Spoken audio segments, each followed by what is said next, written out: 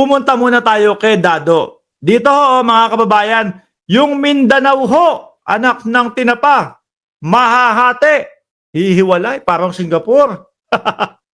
Parang Singapore. Sa pangunguna po yata ito ni Dado, no?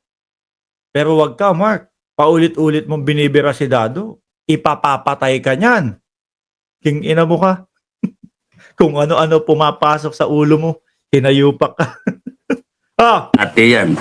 ayan. Mindanao, mahahati. Ang dapat kayo sa BBM government, ang isipin nyo yung armed forces baka mahati. Na? Pati AFP pa. Kaya lang paulit-ulit to, ang Armed Forces of the Philippines na walang mangyayaring ganyan. Hindi sila nakapanig kay Sara, hindi sila nakapanig sa Pangulo, kundi sa gobyerno. Nakikita nila, okay naman ang pagpapatakbo. Tama naman po yung ginagawa ng ating gobyerno ngayon. Paglaban sa karapatan natin sa West Philippine Sea, etc. Paano yung sinasabi mong mahahati? Minsan puro hangin na lang ang pumapasok sa utak mo eh. Problema ninyo mahati yan. Kasi anytime isang hudyat, baka mamaya yung armed forces. Ayan, nako, eto na naman. Alam niyo po naman kung sino lang po ang may hudyat, mga kababayan. Walang iba ho, kundi si Dado lang. Pag hudyat ko, 1, 2, 3, hati ang Mindanao, hati ang Armed Forces. Hanggang ngayon, yung sinasabi niyang FGF, hanggang ngayon, wala pa tayong makitang ni Anino nung 40 milyones. Nung sinabi, bakit hindi kayo ang mag-rally? Dahil daw po biglang naging dahilan ni Dado. Kasi sabi ng mamamayang Pilipino, kapayapaan na daw no? Peace na daw wala, hindi na kami magra-rally. Kasi walang maipakitang 40 milyones. Ang meron nakikita ako doon sa mga video nila, yung mga matatanda, yung mga yung mga dapat nasa wheelchair na. Hindi pa sabay-sabay sumigaw, hindi pa alam kung ano-ano sasabihin. Sasabihin ba natin BBM? BBM ang sasabihin natin. Hindi pa alam kung ano sasabihin bago humarap sa camera. 'Di ba sabi ni Ricky Rase, nakakasawa na Sir Mark ang pangalan ni Dado. Hindi tayo titigil, no? Hangga't hindi na dededo. Hindi, yung channel nito. Panay ang panay kapestehan lang po ang ginagawa sa YouTube no? Panay ho pagbabanta, mga kababayan. Mamaya binalikan ni Resbakan na ni Dado yung mga vlogger na bumabanat sa kanya. Pag-uusapan natin niya, ako ho kinakabahan no? Baka atakihin si Dado.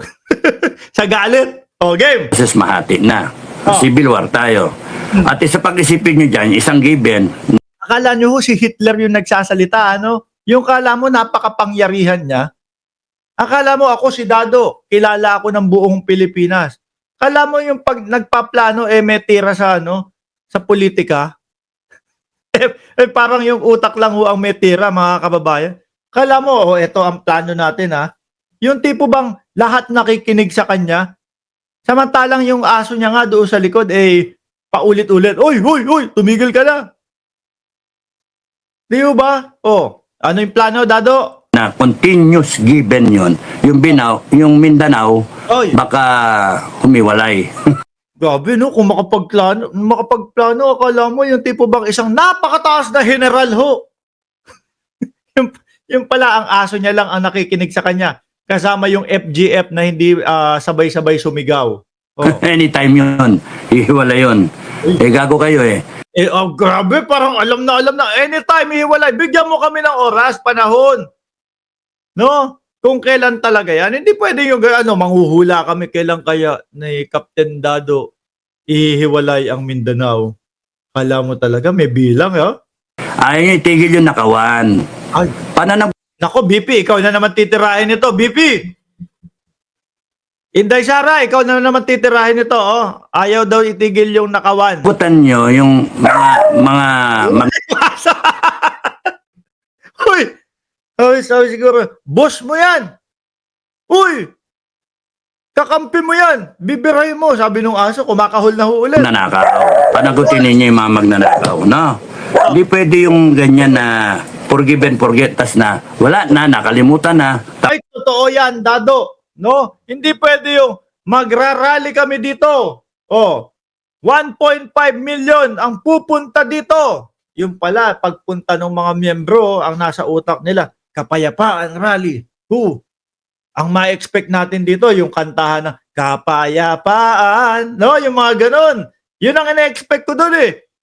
Hindi ako nag-expect ng politiko na biglang sisigaw doon sa mga hinaing sa gobyerno na wala hong mga katotohanan. Ang sinabi pa, hindi pinapapunta yung mga dating mga PNP chief niya. Paulit-ulit pinapapunta si Bato doon eh. Hindi pumupunta, natatakot. Di ba? Kapayapaan ba yun na magsinungaling doon sa mga kamiyembro mo na hindi daw pinapapunta sa Congress sila Bato de la Rosa? Paulit-ulit na nga ang imbitasyon. Ayaw lang pumunta. Bakit to? Mapapahiya sila doon kasi. Dado, tuloy mo nga yung binabalak mo. Tapos yung budget, ituloy pa rin ninyo. Ganun pa rin. BP, tuloy mo pa daw yung 2 million na budget. Uutang pa rin tayo. 6 trillion, 6 point something trillion ang budget. Ang kikitain lang natin for Kasi ang laki humingi ng budget ni Inday Sara Duterte. 2 billion ang inihingi. Tapos kinwenta ng Kongreso at Senado. 733 lang pala ang kailangan at sapat na. Saan kaya mapupunta yung 1.3?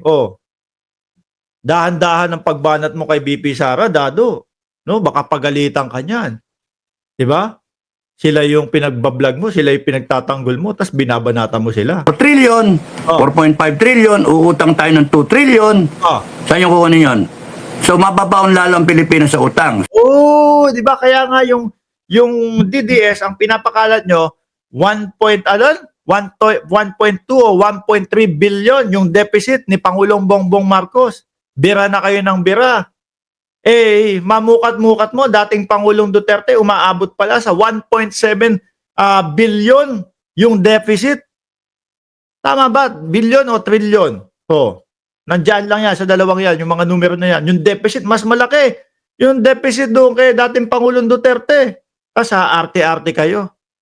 Pag kay Pangulong Bongbong Marcos. So ngayon, 16 trillion na ang utang. By end of next year, this year, kasi si dating Pangulong Duterte, isa doon sa mga Pangulo na hindi nagbabayad ng mga inutang niya. Di ba? Tingnan mo yung mga inutang ni Pangulong Bongbong Marcos sa umpisa ng taon.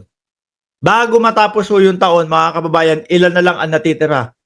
3%? Konti na lang yung porsyentong natitira na hindi nababayaran. At panigurado ko, bago matapos yung taon na 2024, na-close na po nila. Na zero na po yung mga inutang ni Bongbong Marcos.